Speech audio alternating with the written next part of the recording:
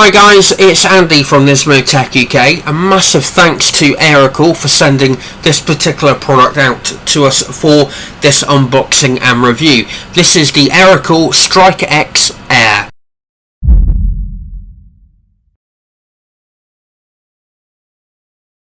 Okay, so just before we get started, obviously because of the size of this beast, and the size of the box, etc. I've had to film it on my dining room table, so I do apologise if it's not the best looking sort of background setup for this. But anyway, let's start with the actual unboxing. So on the front of this side of the box, we've got an image of the stirke-x Air.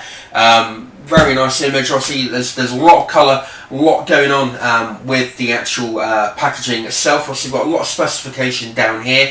We're going to come on to that essentially when we actually look at the actual test bench itself, because obviously we've got stickers all over this.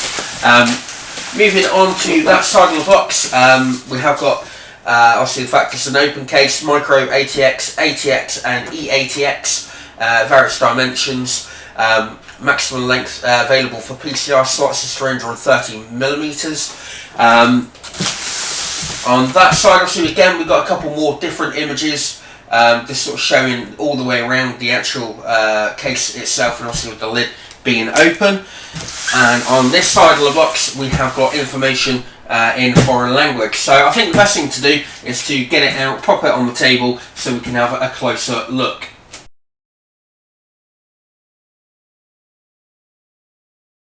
Okay, so not really quite sure as to where to actually start with this case. As you can see, it's a massive test bench, to be fair. Obviously it's a very striking looking test bench. Obviously we've got a massive fan on the inside here. But I think the thing to start with is basically these, the accessories. So we've got three sort of back plates for your PSU.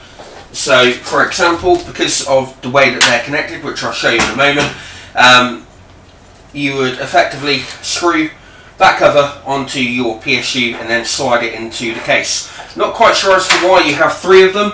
I'd probably expect maybe one, maybe two, but three just seems to be a little bit excessive, but you know, at the end of the day, that's what they wanted to include. The other thing that you've got here is a user guide, so obviously it will tell you how to make adjustments to the actual case and just sort of general bits of information. So obviously make sure you give that a good read. Let's have a look inside this particular bag. Okay, so in here we have a nice bundle of cable ties. So if you did need to cable ties, you know, cables down, you are able to do that. We have got a little device here that obviously you put onto your motherboard standoffs to help to screw it in, and we've got various bags of different black case screws, as you would come to expect. You know, obviously one's there for 3.5-inch drive, one there for your motherboard standoffs, and then you have got some anti-vibration pads for your power supply unit as well.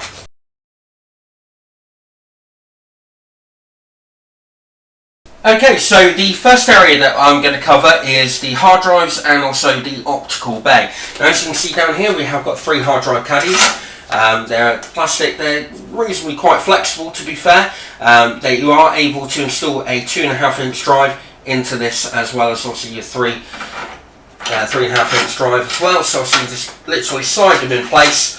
Done this already with one of my hard drives, so obviously it's just screwed in.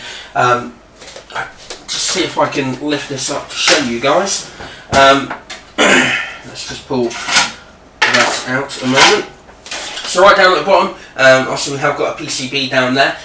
So you are basically connecting your starter cable and power cable to the back of the PCB, and obviously when you're sliding the drives actually in, obviously then they're connected to that. So it does mean that they're very versatile, they're very hot swappable as such. So that's quite a good plus point, to be fair. So let's now just pop that back in, and when you're putting it back in, you got quite a confident click as you're pushing it back in to obviously let you know that it's been inserted okay. So the next thing is the 5.25-inch bays up at the top here. Again, there are three of them. Not quite sure as to why you need three. but they are there. So it's just a case of sliding the actual drive into place. You will need to screw this down. There's no sort of quick release or anything of that nature, which would be quite nice to see.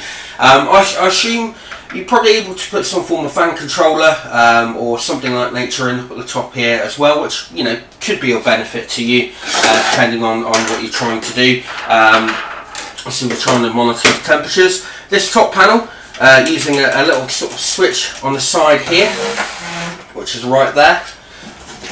Move that back, means that you are able to pull that top section completely off and completely away. And as you can hopefully see, there are, it's a bit loose, some routing options down there as well.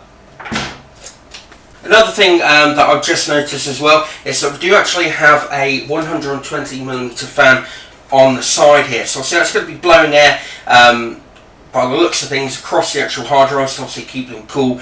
The cables obviously feed through the back around to the actual back here, which is again pretty difficult to show you, to be fair, but that's the back of the actual PCB. In here obviously you have got your 3 SATA connectors, and you can see that we are powered here by 2 Molex connectors obviously for that. So and there are there's the power connector and fan connector, 3-pin connector for the actual fan itself. Okay, so moving on to the back of the case, I assume. Obviously we have got your Molex or 3-pin power connector for the front, what looks to be like a 200mm fan. We've got 1, 2, 3, 4, 5, 6, 7, 8, 9, 10 PCI expansion slots that are vented. Obviously you've got the red theme. Obviously here would be where your I/O panel would go. You've also down here, if you can see that, got 4 holes for water cooling. There's a little bar around the back here, and that will enable you to screw an all-in-one, a radiator or something like that onto the back if you do want to use this for testing water cooling. So let's now move around to the front, and we can have a look and see what we actually have on the front of the actual case. So we have got a power button, a reset button. We have got 1 USB 3.0 and 3 USB 2.0, along with your microphone and headphone jack on there as well. Got the Aerocool branding up at the top, and then obviously we've got this massive mesh area with this Aerocool fan on the inside. So it's just literally a case of lifting it straight up like that. Let me just adjust the camera so you can see that a bit better. So there are 3 options with the actual lid. You can have it fully open like we have here, you can have it completely closed, or by undoing this thumb screw here and moving this particular bar, you can then rest it on top like that. So you don't have to, obviously depending on the height of your cooler, for example, on the inside, it may be that you have to have the lid this way. Obviously with that pushing a lot of air downwards, that's going to produce a hell of a lot of cooling for the actual case itself. So let me put that back in. And what I'll do now, I'll bring you in a bit closer to actually look at the motherboard tray area. Okay, so this is the motherboard tray area. I'll just move that cable out of the way there. Also, we've got your front panel connectors. You've got your hard drive LED, your power switch, your front audio connection, your USB 3.0 internal header, all that good stuff in there as well. So I'll just move that to one side. As you can see, we've got standoffs pre-installed here. Obviously, if you are looking to install the larger motherboards, there are holes down here for you to install that. We've got a large cutout here for the CPU cooler, so if you did need to change that, it doesn't necessarily mean that you've got to undo all the screws in order to basically change the CPU cooler. We've also got a couple of rubber grommeted areas, a total of 3 of them, so cables are able to be pushed down underneath the case to sort of keep them out of the way. That actually does extend. If I show you underneath the actual case, hopefully we can get a better idea of this. Just bear with me. So you can see here, these are the rubber grommeted areas. So with your front I/O ports, etc., you're probably able to sort of bring them down through one, back up through another, so they're sort of out of the way. While we're here, actually, one other thing that I do want to mention is obviously that we have got rubber feet on the actual case itself all the way around, which is really good indeed. So what I'm going to do now, I'm actually going to do a bit of an install into the actual case, so you can get a bit of an idea as to what it would look like if you were to be using the Aerocool stirke-x Air. Okay, so now on to the installation of a PSU. So I've got a Cougar 850 watt CMX PSU here, so what I'm going to do, I'm just going to untangle the actual cable tie on this. First thing I'm going to do is just literally feed the cables all the way through the actual chassis, one by one, or in a group, whatever way they come, just so that they can all go through. That's that. So, obviously ensuring that you're pulling this through. You then, obviously you may more than likely going to want to connect up your starter connectors, etc. before actually installing this, because obviously there's not a great deal of room in there. Now I'm struggling at the minute to get it to go in, to be fair. So I'm obviously doing something not quite right here. Now there we go, that's a bit better. Let's that go on the inside. Let's have a look. It's a bit tight, so it might actually go on the outside, or I could have it on the wrong way. So it looks like I've got that actually on the wrong way up for some bizarre reason. So let me just swap that around, and I'll come back and show you it connected. Okay, so now that I've sorted the actual back plate out for the PSU, I'll sit screwed on there. Essentially just pushing it in until it clicks into place. So it's there, it's quite sturdy, it's not going to go anywhere, and to remove it you just basically pull the clip on either side and out you come. One thing that I would definitely recommend is connect your cables up to the front starter and also to the front of the PSU that you're going to need inside the case, so that you can route them through beforehand.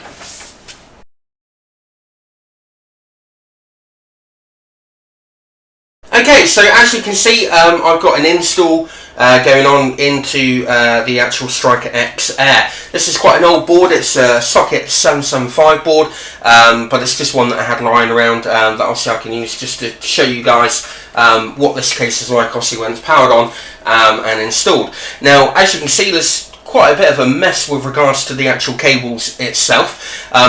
In particular, the graphics card cable power cord was pretty difficult to actually route. I wanted to get everything basically underneath the actual motherboard tray itself. So to route it through underneath here, up through here, and obviously to that is quite tight, and probably a lot tighter than what I'd want.